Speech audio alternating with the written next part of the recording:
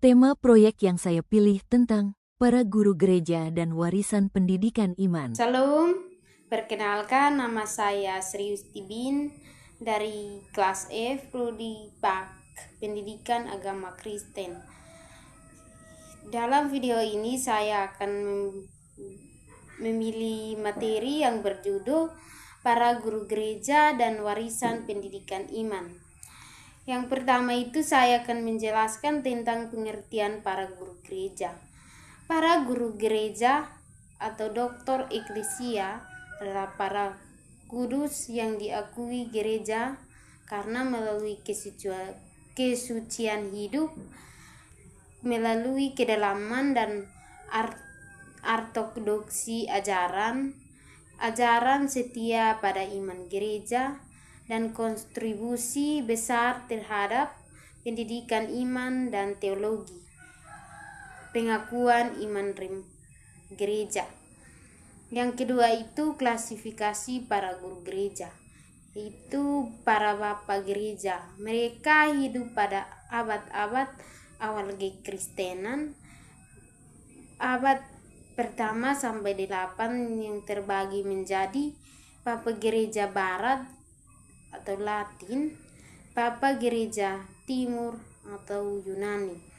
Bapak Gereja Barat atau Latin, Ambrosius, mengajarkan tentang moralitas dan liturgi. Agustinus dari Hippo mengajarkan teologi rahmat, trinitas, pedagogi iman. Gregorius Agung mengajarkan tentang reformasi gereja, spiritual dan pastoral. Hieronymus mengajarkan tentang penerjemahan Alkitab atau Vulgata. Bapak Gereja Timur Yunani, Athanonius mempertahankan ajaran tentang keahlian Kristus. Basilius Agung mengajarkan tentang teologi Roh Kudus, pendidikan monastik. Yohanes Chrysostomus mengajarkan tentang pengkhotbah, emas, pendidikan moral dan sosial. Gregorius dari Nazianzus mengajarkan tentang teolog trinitas. Yang ketiga itu para doktor gereja sepanjang zaman. Setelah era awal gereja terus menambahkan tokoh berpengaruh, misalnya Thomas Aquinas mengajarkan tentang teologi, skolastik, pendidikan dan berstruktur. Bonaventura mengajarkan tentang teologi mistik. Teresa Avila dan Santo Yohanes dari Salib mengajarkan tentang pendidikan rohani. Yang berikut Teresia dari Lisieux mengajarkan tentang pendidikan iman melalui jalan kecil. Hildegard dan von Bingen mengajarkan tentang pendidikan kreatif, musik dan spiritualitas. Yang keempat itu warisan pendidikan iman dari para guru gereja. Pendidikan berdasarkan kitab suci.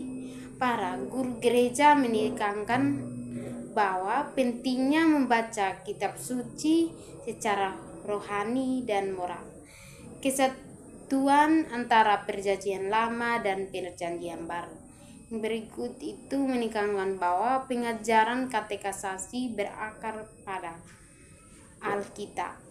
Contoh Hieronymus, mengenal kitab suci berarti tidak mengenal Kristus. Yang berikut itu B, pengembangan katekisasi dan pembinaan iman. Para guru gereja meletakkan dasar untuk ketekumenan pendidikan iman bagi calon baptis. Homili dan khotbah sebagai alat pembinaan rumusan doktrin seperti Tritunggal, Kristologi atau Yesus Kristus benar-benar Allah dan manusia. Yang ketiga itu rumusan sakramen metodologi. Contoh Kriel dari Yerusalem menulis bahwa katekisasi mistagogis untuk mengenal sakramen.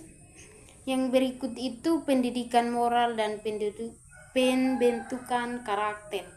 Warisan pendidikan moral mencakup sebagai hidup suci dan pertobatan, keadilan sosial, pengendalian diri, kerendahan hati, dan cinta kasih, etika kehidupan publik. Contoh Yohanes Kristomus menekankan peran keluarga sebagai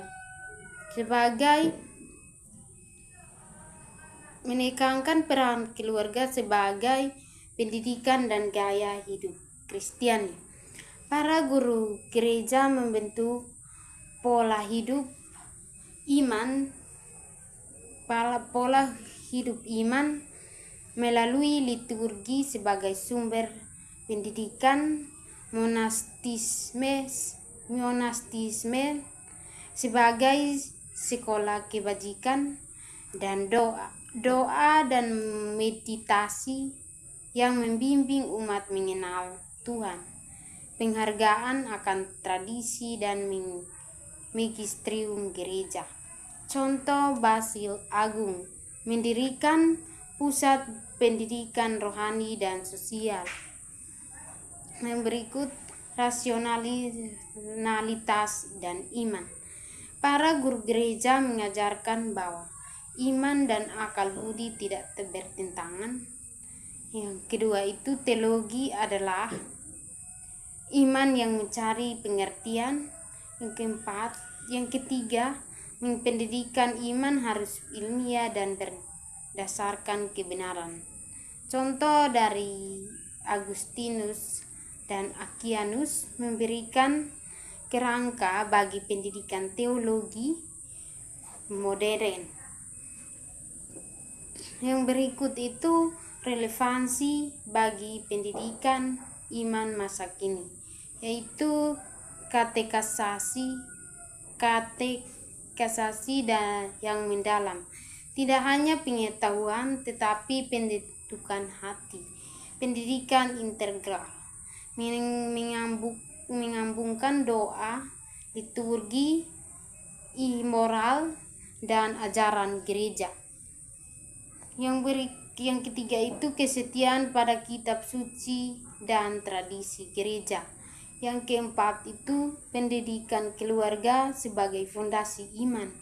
Yang kelima itu pendampingan spiritual sebagai proses hidup panjang masa. Yang keenam itu penggunaan akal budi dan dialog dengan budaya modern. Yang berikut kesimpulan saya bagi para guru gereja adalah pilar pendidikan iman sepanjang gereja melalui tulisan, hidup, pengajaran, dan kesaksian mereka. Gereja menerima warisan berupa fondasi, teologi, metode katekisasi, pembinaan moral, dan model hidup Kristiani. Warisan ini juga menjadi dasar pembelajaran bagi kita iman hingga bagi hidup kita sebagai iman pembelajaran hingga sampai zaman sekarang. Demikian materi saya. Sekian dan terima kasih.